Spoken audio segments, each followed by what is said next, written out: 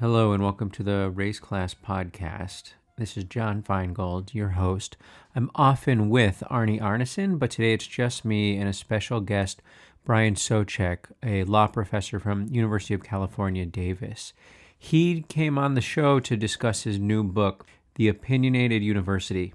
In my personal opinion, this book is the best book out there at the moment for anyone who wants to get a sense of the fights happening right now regarding diversity on campus, academic freedom, and all this talk about institutional neutrality. I'm a huge fan of the book, and I'm a huge fan of Brian, so I'm so glad he was able to join us. I hope you will enjoy the conversation.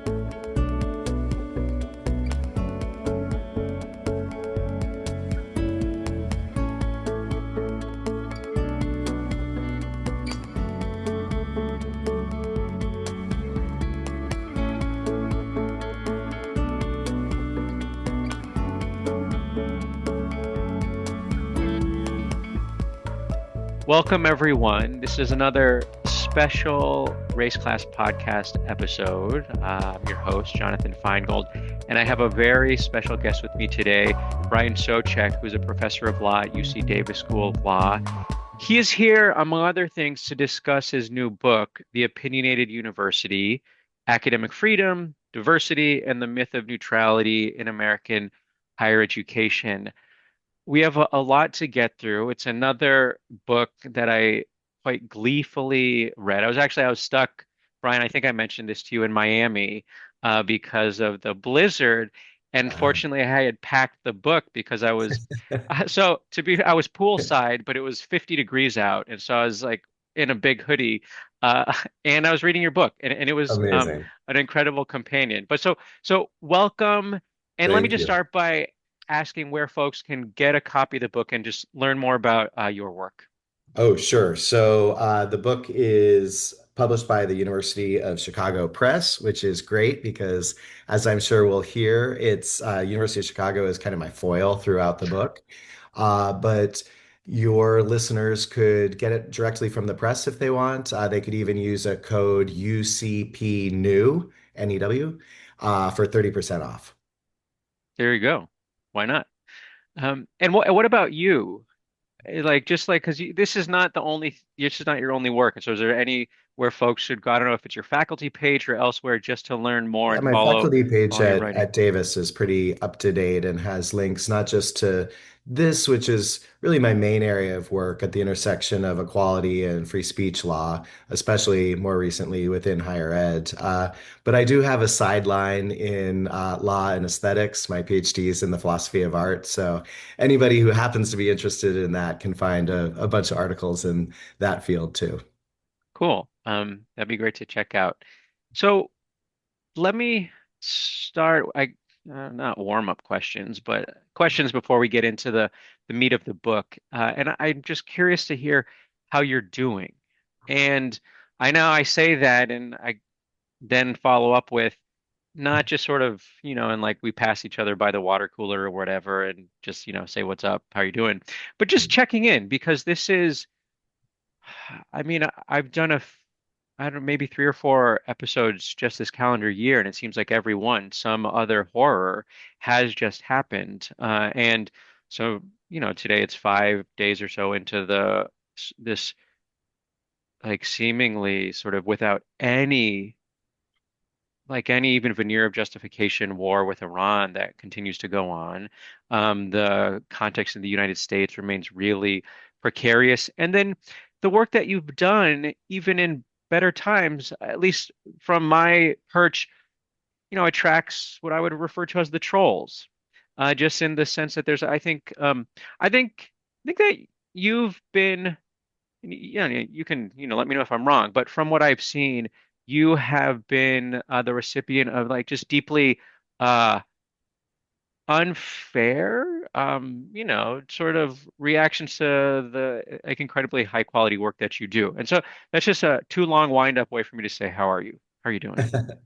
Thank you. I'm fine. I think that I mean I am not directly targeted in ways that say people who are being bombed right now are, or people that are looking over their shoulder for ICE are right now. I'm in a different category of the immediacy of the threats that I face, and so.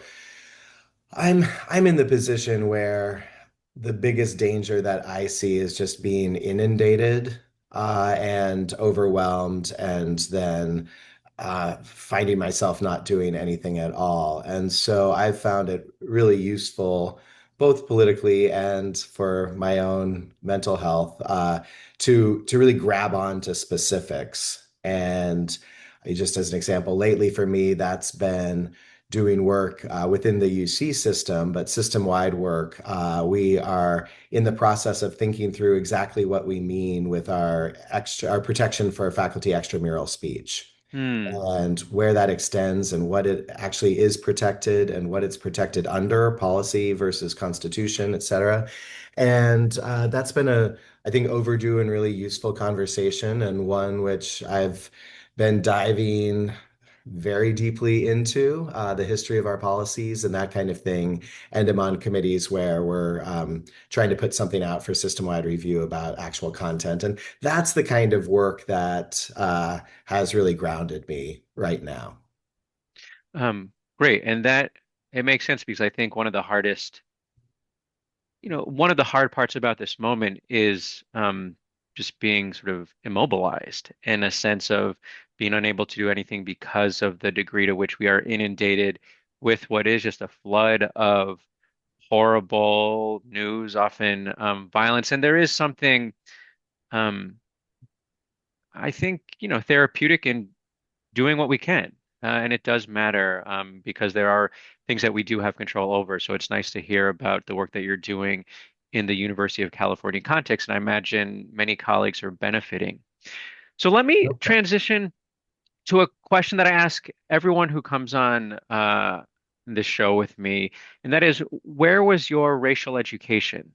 And it's a question that I ask everyone because I think it just, it's much of my interest is just, sort of coming from a place of curiosity and understanding how sort of everyone experiences this thing we call race. And it's meant to be open-ended, but really just like, when was it, where was it that you started thinking about these things that we call race or racism? Well, I can definitely tell you where it wasn't. And then by contrast, I guess that answers your question. I grew up in Tulsa, Oklahoma, which should be a particularly fertile place to learn about race. It's a deeply segregated town. It's the town that has the history of the race massacre and Black Wall Street, and just the hugely thriving Black community that once was.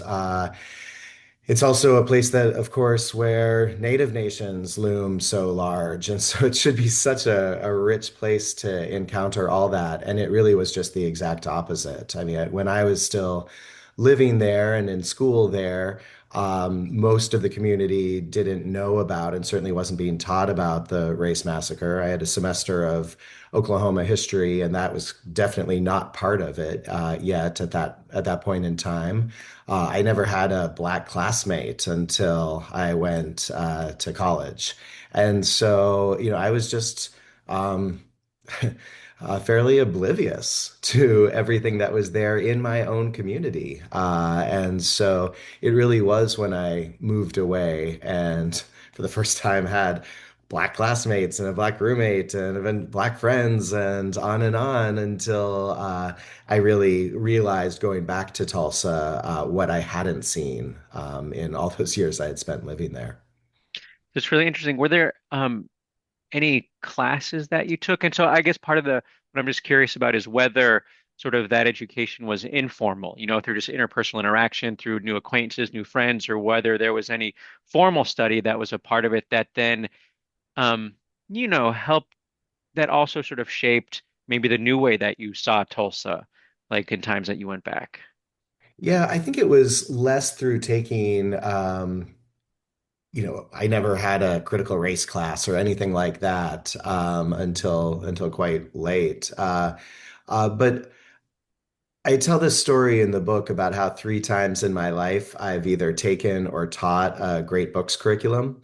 And I use it in the book to talk about what that says about different missions at different universities. But to your question, the way that played out is this was at a time where that concept was deeply contested.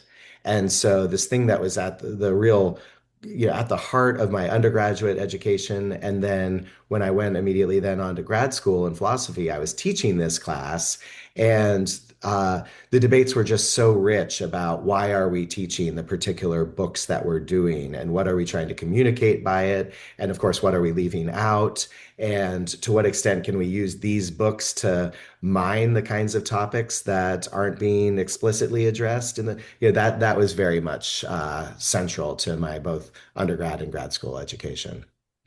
Um, Great. And so, in a moment, I'm going to ask you to situate the book for us and to share what motivated you to write it and what you hope folks read from it. But I'm realizing maybe it would be helpful if you could share a little bit about how you even got into these specific topics in the first place, academic freedom, free speech, and I guess whatever else you see as the sort of themes, or the subject matter of your own study and what you wrote about in this book.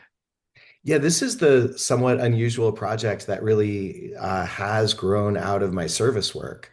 So I decided right around maybe just pre-tenure that I would join the Academic Freedom Committee at UC Davis. I think, rightly call it's the Committee on Academic Freedom and Responsibility there, and I think that's important. And it turned out that despite teaching free speech law and equal protection, I knew very little about what academic freedom actually was. It's something I have to remind myself because if I didn't know anything going in, as somebody who teaches what I do, you certainly wouldn't expect most people across campus to know these things. And so that type of education has become more and more important to me, helping people understand what their protections are and their responsibilities are. But I got really into it. And some of the topics that were coming to our committee at the time, this is 2017, 2018, um, there were people wanting us to adopt the Chicago principles on free speech, which University of California has not done, and I can explain why. There were people that were quite worked up about our use of diversity statements, which at that exact time was really expanding throughout the UC system and becoming mandatory in many places. Um, and then there are just perennial issues about we were making a new non-discrimination policy and the meaning of harassment and how hostile environments on campus intersect with free speech at a public school like mine. There were controversial speakers coming to campus and protests around that, just as there always are. And so I just got interested both in the policy there, but then also in the theoretical questions behind it. Questions about diversity statements, for example, implicate really some of the toughest areas of free speech law. There's not very well-formed doctrine on that. And most of the discussion about it was happening on blogs and on podcasts, if even this much, and in committee reports. It wasn't happening through scholarship. And so I started writing on diversity statements back around the pandemic, and then was writing about hostile speech law. And in each of these areas, what I came to believe was that they were all instances where the university was forced to balance values that it cares very deeply about. And in doing so, was really expressing something about its mission, what it wanted to be. And that ended up being true also in the context of why were we resisting the Chicago principles? Because they were imposing a conception of institutional neutrality. And there too, I saw this mission contestation going on. And it was that through line that made me think that this could be a book. Well, I'm glad you wrote it, and it's interesting. I had, part of me had just assumed that you had been in this scholarly space quite a bit longer. So at the same Mhm. time, when you first served on this academic committee, I was at UCLA in their then quite new Office of Equity, Diversity, and Inclusion as a special assistant to the vice chancellor.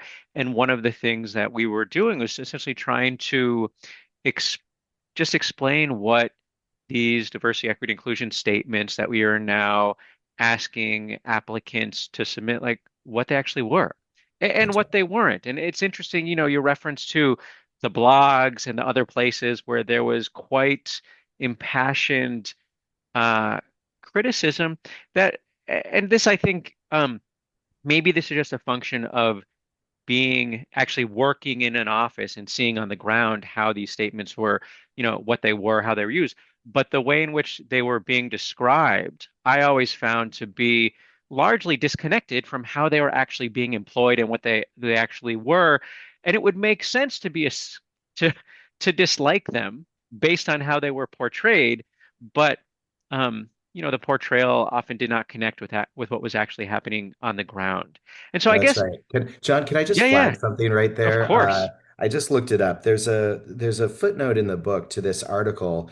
It's very short. It's an Inside Higher Ed article by Suzanne Penuel, "Why I'm a Convert to Diversity Statements." And it's just such a beautiful little essay because she was somebody that had fairly conservative views about them, was deeply dubious. And then she served on a hiring committee and read 100 of them back to back. And it's just a beautiful account of how she came to see what they could be and how they were actually being used at her school. I want to say in South Carolina, but sorry, Suzanne, if I'm getting that wrong. And it's something that I always point people to because there is this conception that what we were doing there was asking people to sign some pledge, and that just couldn't be further from the truth. And I remember relying on the guidance that your office at UCLA had put out at the time, because this is 2018, I think, when UCLA went mandatory in its use in hiring. And that's when the articles started in the Wall Street Journal and elsewhere about, would Einstein even be hired by UCLA today? And so we had two different faculty-wide votes in one year at UC Davis on the question of diversity statements. One in favor, one against. But we had never had one in my entire time at Davis, and suddenly two in one year. So, yeah, it was certainly a hot button topic. And again, I think it's because clearly it's something more than just a piece of paper in an HR file. There is something bigger that was being contested in those debates. And so there's a part of me that really just wants to go there and to ask you, what are we actually fighting over? I'm going to discipline myself though and save Okay. that for a little bit later in the conversation. But um, you know, it does not surprise me that someone who is actually serving in a capacity where they're seeing the value and limitations and sort of on the margins use of a particular component of a faculty file, why would they say, oh, this is not a big deal? This, like the teaching statement, which, some are good, some are bad, some don't say anything at all, like the research agenda, um, is a helpful way to sort of understand what a faculty member through their work is going to bring to this academic community in ways that actually align with what we say we care about in our uh, faculty handbook. But at the same time, to me, that's why I really just view as well,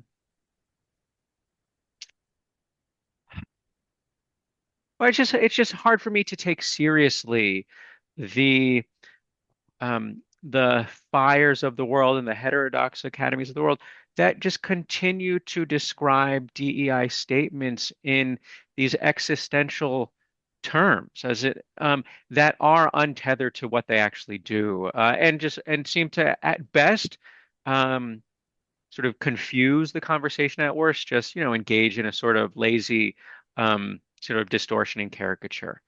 But all right, so let's get into the book. So this is a book. It's called The Opinionated University. One of the sort of main insights that inviting us all to think about is how whether or not a university is making statements, it is expressing values in all sorts of different ways. Um, and I would love, yeah, so if you want to share what motivated it, or maybe just what you hope readers take from it, and then I'm going to sort of dig in to the book in some more specific ways.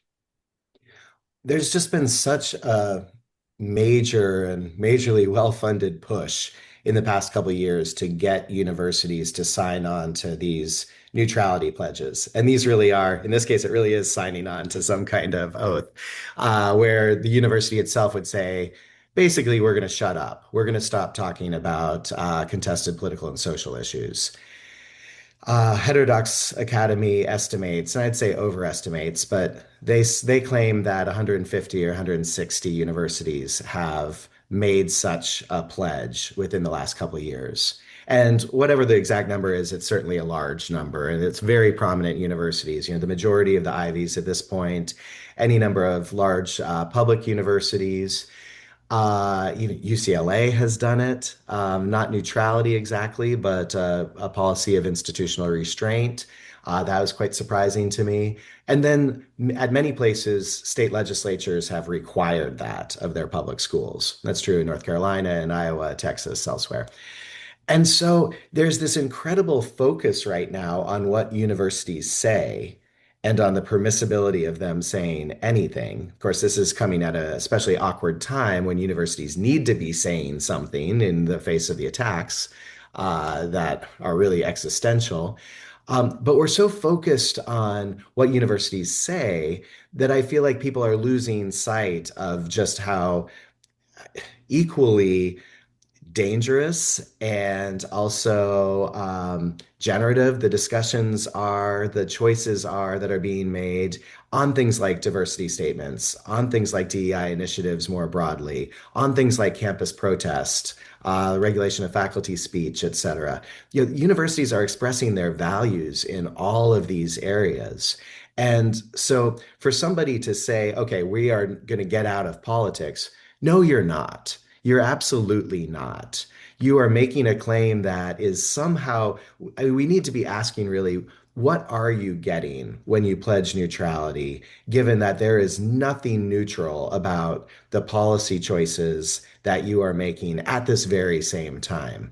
I mean, John, I've literally seen statements that universities put out announcing their neutrality policy and pairing it with an announcement of some new initiative that they're launching, a partnership with an Israeli university, or new faculty that they're hiring within Jewish studies or something, as a way of addressing the Trump administration's accusations of anti-Semitism and their Title VI investigations. I mean, there is nothing that you could properly describe as neutrality in that. I mean, and as you were sort of closing there, I'm just thinking about just in, BU. And BU is not an, I don't think we have adopted an institutional neutrality stance in any formal way. But I don't think we're um uh alone in announcing all the new AI sort of programs and initiatives and um opportunities that we are offering to our students and investing in. And as you say in the book, these are all choices that are political in all sorts of ways, and there is nothing neutral about them. Nor should we expect universities, like any other institution, to be able to be neutral in some um, uh, core way. Though I guess, like, I could imagine there are folks listening who say, but I still don't quite understand why an institution shouldn't be neutral. Um,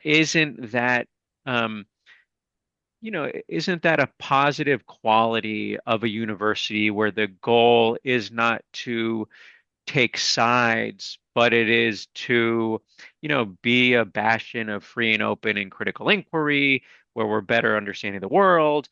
And so I guess just from like I actually don't quite get it. Like, what is the big deal?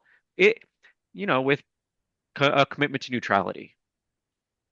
I think what we really want there isn't a commitment to neutrality, but a commitment to academic freedom. And So when I'm calling for statements in a way, the statements of a type that say the University of Chicago, which is one of the most long-standing advocates for institutional neutrality, a set of statements that they wouldn't allow and I would, all of that is premised on the idea that the institution making the statement has robust protections in place and in practice for how they treat dissent. So that what you often hear in this debate is somebody saying, well, if an institution takes a stand and says X, then anybody who believes not X is necessarily going to be silenced and, in fact, is being censured as a majority. Their views are being called illegitimate. Well, that's just wrong. There are so many things that I disagree with, views that I think are wrong, but they're not illegitimate. I just don't buy them. I still discuss them with people. I haven't silenced people that have a different view. It's such a strange conception of what it means to have a view, to think that by having a view, you've silenced or made illegitimate any competing views. That's just not what I see the university as being. So I would like an institution in which maybe the president expresses a view on behalf of the university, and the law school could express a contrary view because we could have departmental speech as well. And of course, individual faculty and students can be out there protesting, saying that the view was that the institution expressed is wrong. I think people have in mind those listeners you were just referencing. They think, okay, well, sure, AI, of course, BU has to take a stand on AI. That's part of their curriculum, and they're either going to be incorporating it or they're going to be banning it somehow. That's a necessary choice. What BU doesn't have to do is take a stand on Gaza. And, they might be right about that. It might not advance BU's mission to have a stand about Gaza. That's something that we could debate. But there are a lot of instances in between there. So take, for example, the Trump administration's attack on trans people. The executive order defining trans people out of existence, use of funding to try to leverage to get deals, as they've done with Penn, Northwestern, and others. They've tried to get with UCLA, so far unsuccessfully, to say, no, you need to adopt our view of gender identity, which is trans people are lying about their gender. Is that an attack on our mission such that we should be speaking out about it? I certainly think so at the University of California. I mean, we have an institutional commitment to educating people regardless of their gender identity. That is a core commitment, I think, of my school. So why is that not among the kinds of things that, is that a political issue? Yes. Is it highly contested right now? Absolutely. But is it something that implicates our mission, what we see ourselves as doing? Also, yes. And I think we should be speaking about it. And something that your book does really well that what you just said touches, though I think somewhat implicitly, is that the fights over institutional neutrality are often obscuring what actually the fight is over, which is fights over the mission of the institution. Exactly. But by having those fights at this abstracted level of neutrality, folks are not forced to actually put on the table what they think the mission should be. Because either you think this is an institution in where trans students, staff, and faculty feel wholly welcome to be their whole selves, or you don't. And if that's what we're fighting over, then is what we should be fighting over, as opposed to abstracting out so that what actually is the core site of contestation, we don't have to engage, so that we can engage in these, polite discourse about neutrality. But there was another move that you made, and I just want to. So I was sitting in a colleague's class yesterday. Speaking of, I don't know, academic freedom, peer review, we do peer review of colleagues of teaching, in part Amazing. because we know how fraught student evaluations are, which I hope we get to a little bit, because your book, folks listening in, there's this book about academic freedom. So what would student evaluations have to do with it? Well, it turns out that student evaluations have been empirically shown to be a much more acute threat to academic freedom than DEI statements, for example, or many of the other things. But, it's rarely is there overlap between the people fighting DEI statements and those fighting student evals. Though Rarely to I, never. which, again, is like, well, what are we actually fighting over? Though, so I digress. But in that class, something that my colleague did, which was so nice, was a student answered in the standard, sort of quasi cold call. Student answered, And the professor paused to essentially annotate what the student had done so well. Just to be Mm. like, Oh, and just you, and I forget precisely how she, you know, um, but she just surfaced for the entire class a really nice sort of moment of exchange coming from the student and and so that was like a 3.5 minute wind up for me to sort of bring it back to what you were saying. But um, I asked you about institutional neutrality. And you're like, John, what we need to be talking about is academic freedom. And something that the book also does really nicely is that there's this really pervasive um, discourse that regarding that presumes what higher education needs is free speech. And you really, in an elegant way that not sure I'm not sure I'd really seen before, but it's the move that I've been waiting for is you say no. What free speech is not what we actually need on like off the quad. The quad is separate, but if we're talking about in the domain of the classroom, it's not free speech. It's academic freedom that is grounded in a particular set of academically oriented um, or a domain of academic discipline and expertise. Uh, that's great. and so, um, and that I also think really exposes just um, conceptually what groups like FIRE and Heterodox that are really just advocating for unregulated speech anywhere on campus all the time, what they get so wrong about why we actually should be treating universities and sites of knowledge production different than, the intersection where folks are going to have whatever sign they want to. And so there's a passage on page 128 that I'm just going to turn to and read, and then I'm going to invite you to elaborate because I think it really does trouble the ease with which we assume free speech is the prerequisite. Oh, and you're talking about this case Merriweather, which if you want to, maybe you could say a little bit more about Merriweather. So, by reducing academic freedom to free speech, the law of the classroom to the quad law, the Merriweather Court constitutionalized the possibility of in-class indoctrination, a world where professors can rant on topics that are outside of their expertise and irrelevant to the class they're teaching. And then a little bit farther down, reducing academic freedom to free speech, comma, treating the classroom no differently than the quad, thus ends up contributing to a wider contemporary assault on education and expertise. In fact, an assault on expertise in education. And it's important to notice that in Merriweather, this happens by expanding free speech rights in the classroom. And so, like you can just see, there's a lot of I've marked that page up a bit. Merriweather is an interesting case because there is this idea that we need to be constantly expanding rights to free speech within within college campuses. So, for example, a group at Princeton had put out a statement a couple years ago in which they said, we need to expand free speech on campus, and if that requires legislative interference, so be it. And people are quite upset about that. There are a lot of pushback. They say, really, you're trying to encourage the legislative attacks that universities are facing right now? And when the authors of that report said, well, only if the legislation is aimed at expanding free speech for professors rather than contracting it, then we're in favor of legislative interference.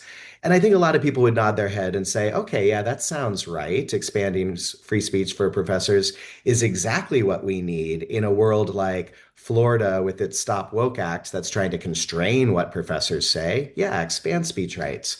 But in fact, that's not exactly what we do want. And Merriweather is the reason why. Merriweather is a philosophy professor at Shawnee State in Ohio, and he was misgendering his students in class. In his political philosophy class, he had a student, Jane Doe, that he kept referring to as Mr. Doe when he would cold call her. And the school disciplined him, and he filed suit, went to the Sixth Circuit on a motion to dismiss. They overturned the grant of the motion to dismiss and sent it back for trial. But at that point, Shawnee State settled, as so many universities have done in these types of lawsuits. And so we never really got an answer. What we never got was we know what his free speech claim was. I'm a professor, I have academic freedom, I should be able to say what I want in class. That was his claim. But what we didn't get is the thing you would actually get at trial, which is one, balancing his free speech rights against the operational needs of the school, the dignitary and equality rights of the students. Whether he was harming Jane Doe's education by misgendering her. None of that was in the record at that stage of the litigation.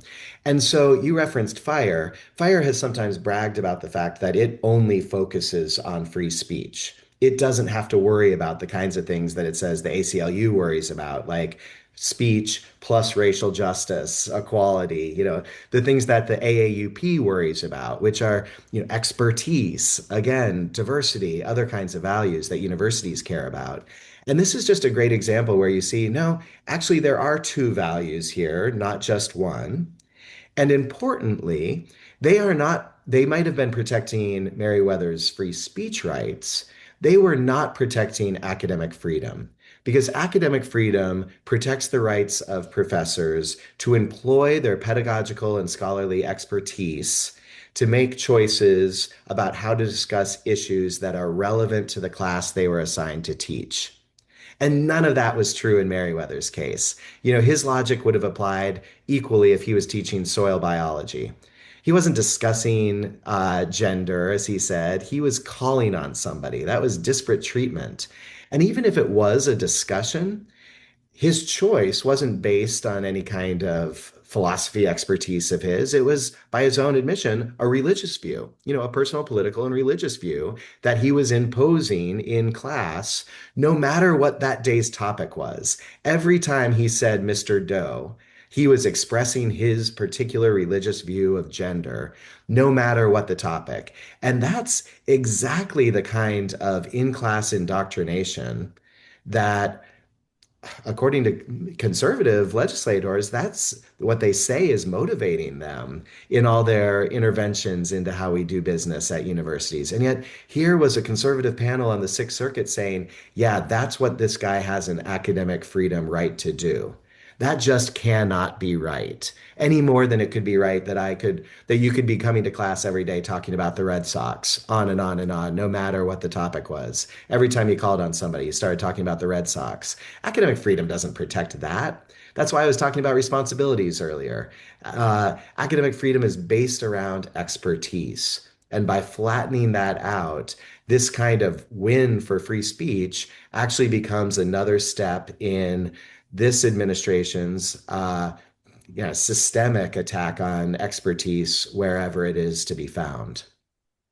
Yeah, and I mean, just in as you were talking, you can see so many of the hypocrisies and contradictions where if your concern right now was on sites of ideological conformity and on sort of repression of speech, then the first place that you look are the state legislatures that sort of either by taking over university boards of trustees or just through legislation Right. are purging entire disciplines, are prohibiting faculty from speaking about topics within their expertise, That's um, right. and are making it harder for faculty members to actually engage students through in ways that are actually going to make it easier for students to learn in the classroom.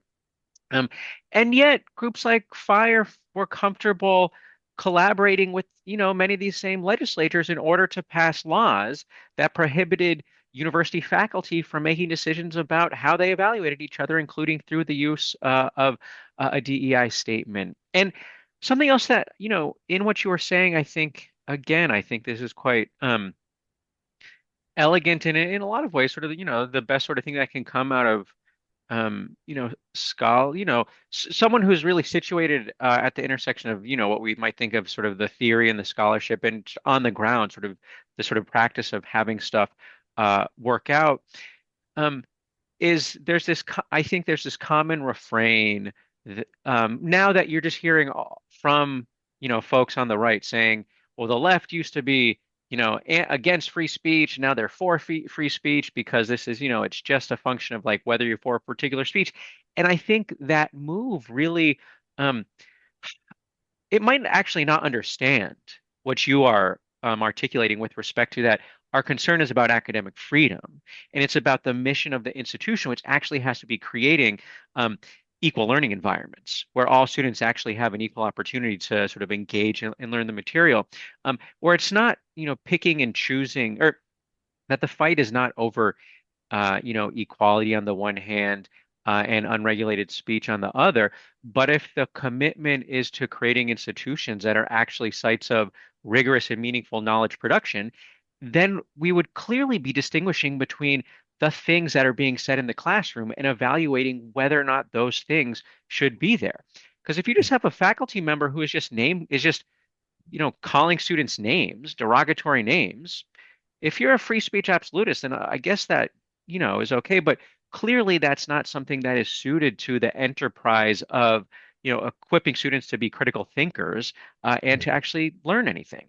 Well, so I'm assuming in that beautiful story you just told about your colleague drawing out what was so good in that student's answer, that the thing she was drawing out was not the substantive, oh, and I agree with you about affirmative action or whatever she was talking about in the question, right? It was probably something, I'm assuming, tell me if I'm wrong, that she was drawing out was what I really loved about your answer was how you tied it to this language in the opinion, or how you married that with, this theoretical insight in our, it was something structural, I It bet. was all about the analysis. It was that you did something that even the court wasn't able to do because you That's threaded right. the analysis this way. Yeah, it was not about, some ends oriented, oh, you said the right. It was like, no, you engaged in the sort of critical thinking that we're really trying to equip, us all to be engaged in. Yeah, that's right. I do want to say one thing about fire, which is I do want to be fair and acknowledge the really noble and powerful work that Fire's litigation team does in suing and trying to stop the much of that litigation that you're talking about. Sorry, much of the legislation that you're talking about, the Stop Woke Act, et cetera. Many of the moves being made in Texas. I think the world of their efforts and some really good lawyering going on there, often teaming up with the ACLU, in fact. My point is just, I think they would have a little less litigating to do if the other half of the House hadn't been quite so apocalyptic about the state of campus discourse these days. The emails that we get every time there's a new campus speech survey from FIRE really makes it seem as if the sky has fallen and this is the end of the world, the lowest point ever for campus speech. And that's the kind of uh, alarmism that I think either provokes some legislators to come and interfere with higher ed, or at least gives some of them cover for doing something they might want to do anyway. Yeah, and no one listening should ever impute anything that I say onto anyone else. Certainly, I have a very cynical sort of um, sense of fire, which is not meant to in any way diminish some of the key litigation work, but I do see fire as one of the outfits that has really um, uh, um,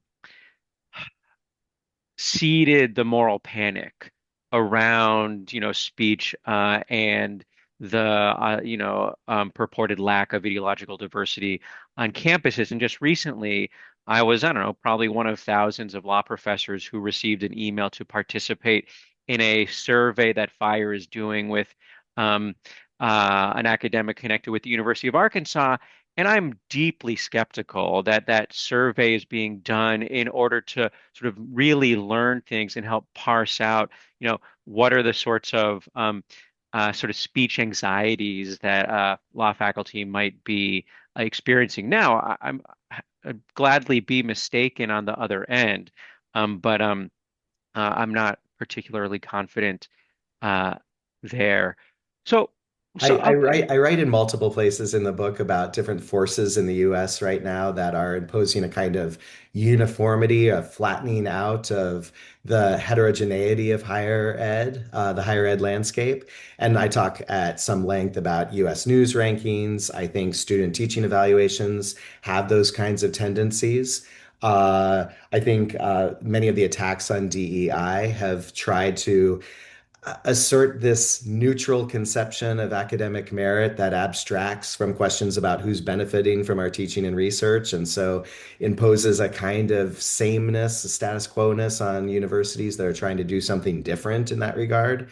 And it has to be said that another one of those kinds of forces is an organization like FIRE, which through its campus speech rankings is putting us all on some kind of ranking according to what is, after all, a very limited and particular conception of what campus speech should look like. It's the kind where the number of cancellations of outside speakers matters, but the fact that a state isn't allowing discussions in class of race or gender does not count. And I just don't know why anybody would want to pay attention to that if what they care about is what's the speech climate going to be like that I'm going to learn from in going to a university. It, um, I was recently looking at, in prepping for our conversation, looking at the free speech rankings to see if any of the Florida schools have taken a hit. And it, I mean, anyone should just look. It's interesting exercise. I don't know if any school in the country is above a C right now. And, and I mean, there's The actually, opposite of great inflation. um, but, uh, I think most, blue states are ranked lower than, and because they have this like rankings based on state than red states. And I am very much on the record, not suggesting that one should ever assume that just because a university is in a democratically controlled state, academic freedom is going to flourish. I think we've That's seen some right. of the most egregious academic, non-state legislative based academic freedom hits in universities in deeply blue states. But it is comical given that we have top-down state level legislation almost in every Republican controlled state right now that is openly designed to undermine free speech and academic freedom on university campuses, and yet that hasn't yet really infiltrated the rankings. Let me ask you sort of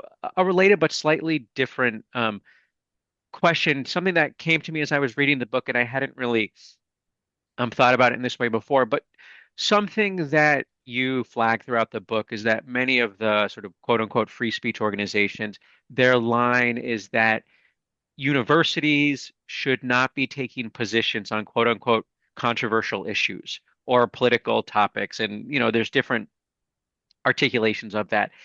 And I've had a conversation with a colleague where, in the context, a colleague who's, I think, instinctively anxious about DEI statements and understanding them as some infringement on academic freedom. And my very just genuine, earnest response is, how are like teaching statements different? Um, and their response, yeah, that's not really controversial. Like, how many folks like really, are gonna like, you know, have impassioned views about teaching? It's like, well, I mean, I guess if it's only one person, then, that like it might actually be a even more significant sort of infringement on them if they're like, but the point was that, or the thing that I came um, to reading your book that I hadn't thought about it in this way is that, like, were we to, were the rule with respect to universities, university statements, that you could do anything so long as it's not controversial, um, then to me, I feel like that creates a heckler's veto for any entity in the country that's able to make something controversial. And so you could just like one by one take off the table the things that you don't want institutions to be um, formally part of the conversation on. And I think I think the example of trans rights is an example of this. This was like just the ability for trans people to just exist was not a part of our public discourse before in the way that it is now until there was a campaign to make it so. Um, and so Absolutely. I guess I don't know, I'm sort of meandering a bit, but I guess I'm interested maybe just hearing your thoughts on the notion that if something's controversial, then it should be beyond the scope of what universities are talking about or taking positions on. And then I don't know if the heckler's veto point makes sense or not, but Very I much just love to so. hear you how you I think about mean, this for stuff. one thing, if we said universities can only speak about things that are completely or almost completely uncontroversial, they're going to only be talking when talking is unhelpful or unnecessary, it seems to me, right? If we all agree, then maybe it doesn't need to be said. We don't need to get an email about it. But I think the bigger point is the one you're making, which is just the sense in which we live in a society right now in which almost everything is controversial. So when I was in law school and doing work in the asylum clinic, asylum was seen as a very safe and, dare I say, neutral kind of activity for law schools. Lots of partnerships with pro bono work at law firms. Everybody was willing to let their lawyers, their junior lawyers, help with asylum cases because nobody was against asylum. People fleeing political violence, that just cut across party lines. And now no one could ever suggest such a thing, that an asylum clinic is anything other than politically loaded. So, I mean, that's a kind of major change. But in a world where there are attacks on just basic science and expertise and, the weather service, so what's controversial about having experts in the weather service? And so now we're at a point where I think that would be a completely useless criterion for deciding when to speak or not. I think what's actually doing the work in most of the policies, even though they talk about political and social issues, that's everything now.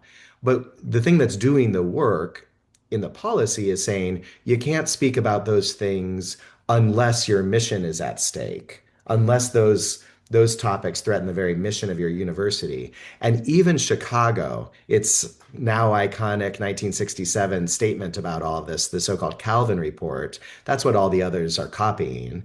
And that has that exception built in.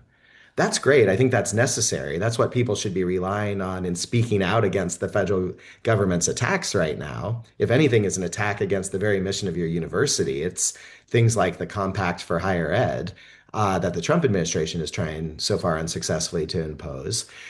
But notice if that's the criterion, then everything turns on what is your particular university's mission. And as I keep saying, that's just a question which should be contested. That's a question on which there is no neutral answer. Um,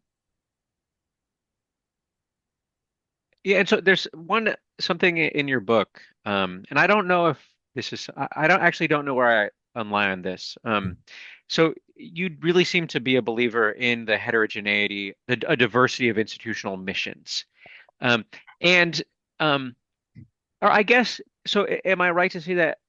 So you think um, is the one sort of constraining force that whatever the mission is, so long as it's anchored to a commitment to, or I guess what is the anchor? And it's in the book. It's essentially the defining feature of what makes a university a university. And so I guess I'm curious if you could just share like you know what is it? And I'm thinking also, I think this was the University of Chicago, maybe in 2016, when their Academic Freedom Committee, put out a statement on, how so this is not verbatim, but essentially, we're not going to be woke. We're going to remain committed to No free safe speech. spaces. Yeah. And they said, like, if you don't have X, then you're no longer a university. And I think if their language, something like, if you don't have a rigorous commitment to free expression, then you're no longer a university. And I wonder for you, understanding the mosaic of missions, what's the thing that is necessary for a university to be a university? Well, something that's frustrating to me is that a lot of the discussion about mission gets carried out at this high level of generality in which somebody says, well, we need to get back to the true mission of the university, again, flattening, which is teaching and research or the search for truth or some such thing. And I'm fine saying that those are necessary conditions for a university. An institution that's not committed to teaching and research, but was committed to getting clothes clean, that's a laundromat. It's not a university. So of course there's something there. That's just not what's going to be useful in any particular school making its choice about its policies and its statements. There's going to be a much thicker conception of mission at work there, where even something like, you know, do we care about DEI or not? And if so, I don't know if you've seen this essay that Bill Traynor just wrote, the last dean of Georgetown, had gotten into that scrape with the acting U.S. attorney where he's saying, stop being woke, stop doing diversity. And Traynor wrote back and said, this is religious freedom. This is part of our mission as a Jesuit Catholic law school. And he's written this essay now that is a deep dive into what it means to have a Jesuit Catholic conception of DEI and how that's completely different than why, say, corporations might have one, or even why the University of California might have one. And honestly, that's the level at which I think mission should be understood, is what you mean by diversity and why you care about it. Like that's what makes Georgetown a different school than UC Davis or BU. All three of us are quite different institutions, I think.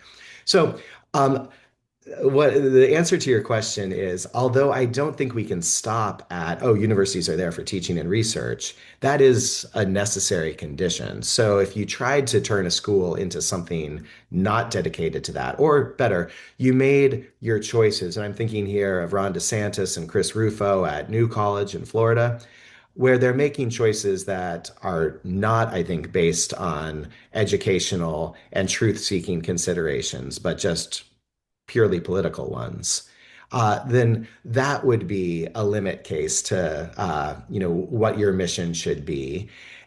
That's not doing a whole lot of work still. I think what's doing more work is my procedural emphasis that follows from that weak constraint that if what we care about is teaching and research, then the people that know the most about teaching and research are presumably going to be the faculty.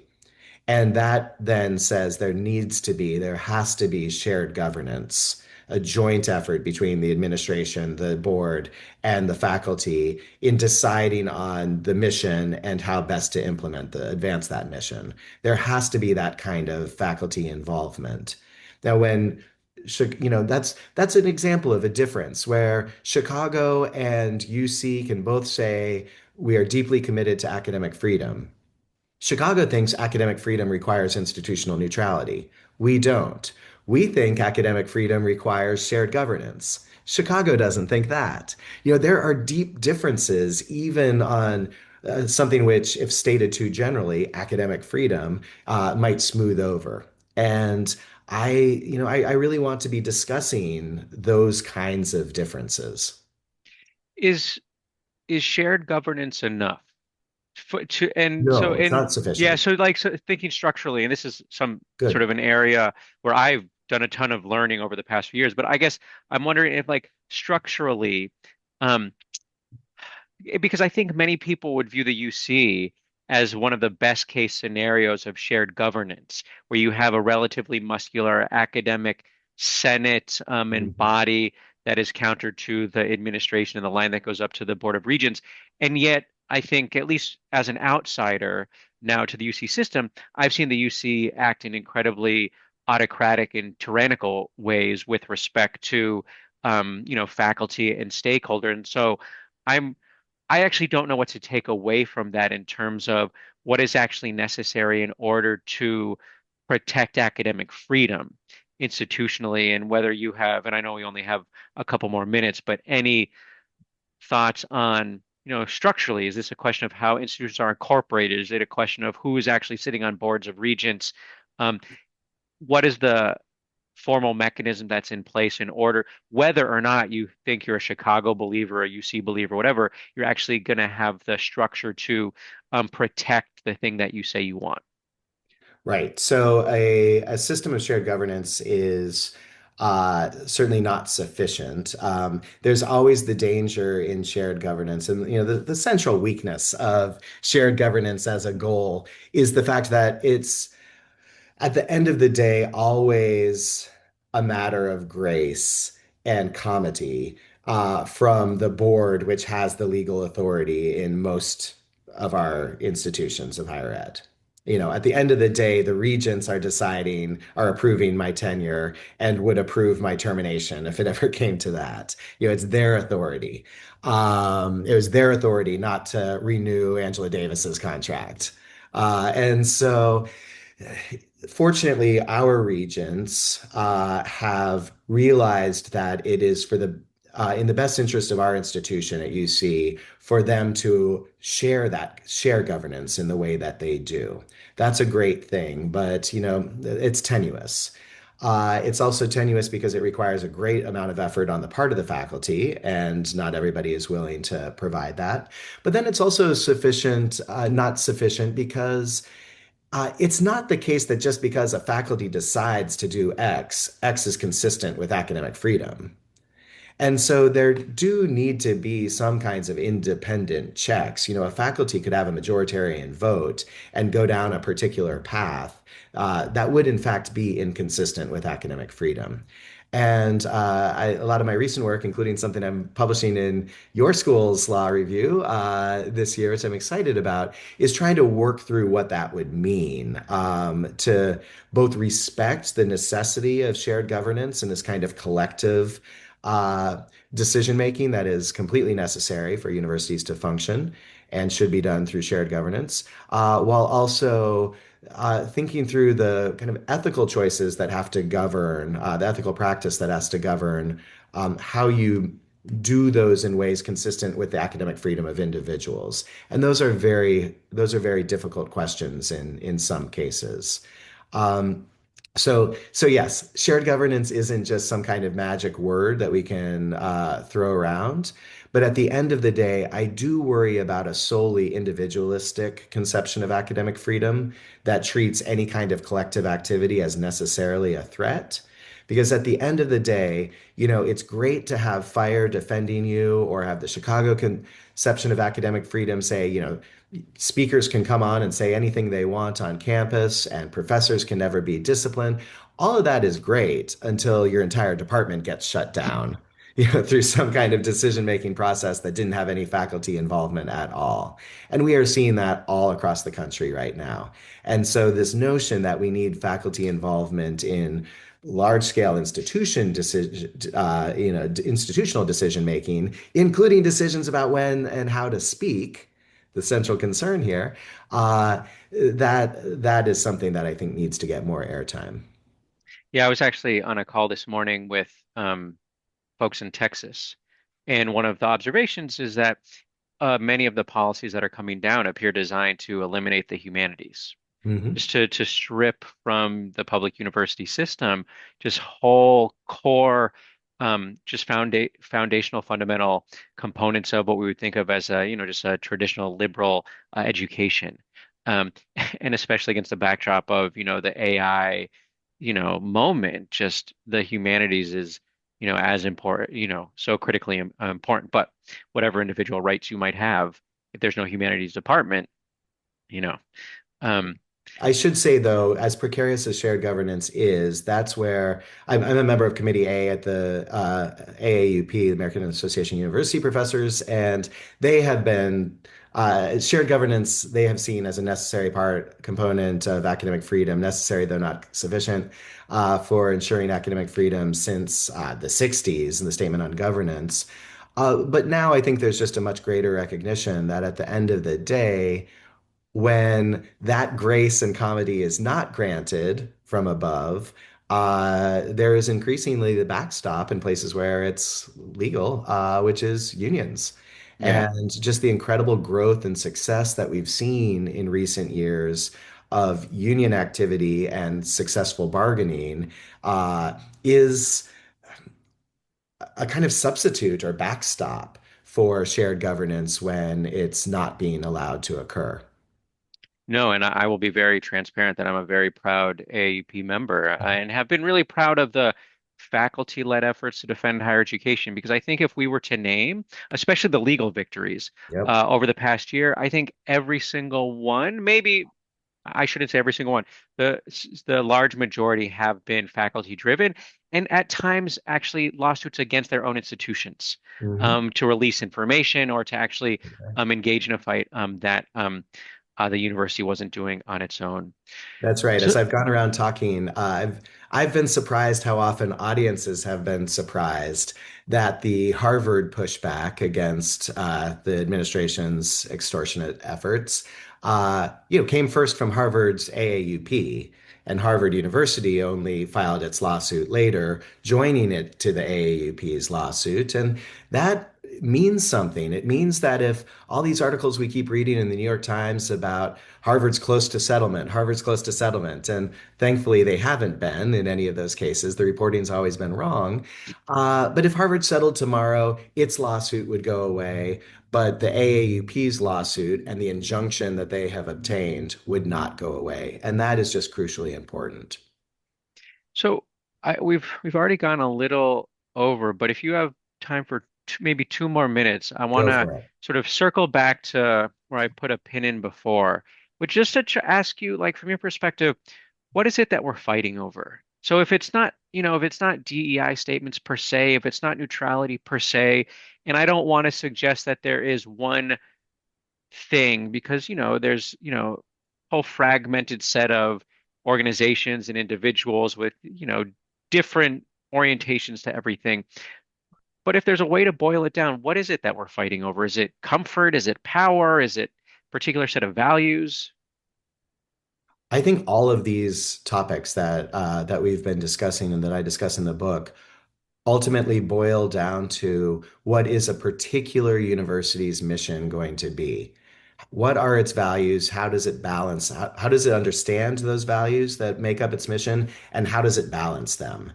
And in some ways, the hardest thing for me to swallow in my own argument, the thing that I really had to at some point decide, no, this is what I'm choosing. It's for all that I have to say about diversity, for as much as deeply as I believe in it, and am happy to see things that you've written and that the AAP has written in its endorsement of diversity and even DEI statements.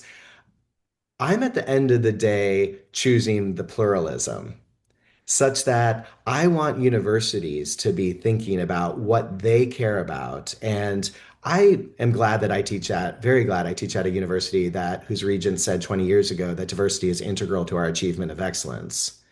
I'm not actually arguing in this book that every university should be an anti-racist university or have a strong foundational commitment to diversity. At the end of the day, I want them to be standing up for their values and be transparent about what those are, in part because they speak about them.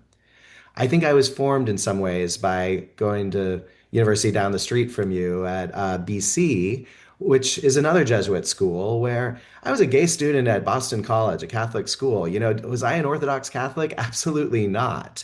Was I protesting about their failure to recognize an LGBTQ club? Yes. Have I withheld donations some years because of things they're doing? Absolutely. But that's what I'm talking about. They had a very clear mission, much of which I felt very deeply about. Uh, their concerns for the poor, for workers, for immigrants, on and on and on, against the death penalty, so many things that I identified so strongly with, and then other things that they were clear about and I was able to dissent about. I think that's really shaped my conception of what a university can be.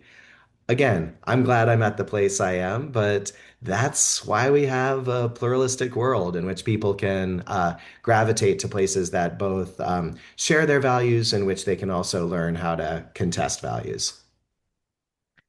Thank you. I think I'm gonna have to sit with that because I am, I'm all down with pluralism, but I also um I get anxious sometimes in our current discourse when I feel like pluralism is tossed out there to actually prevent us from being able to have the harder conversations about, well, there's a line.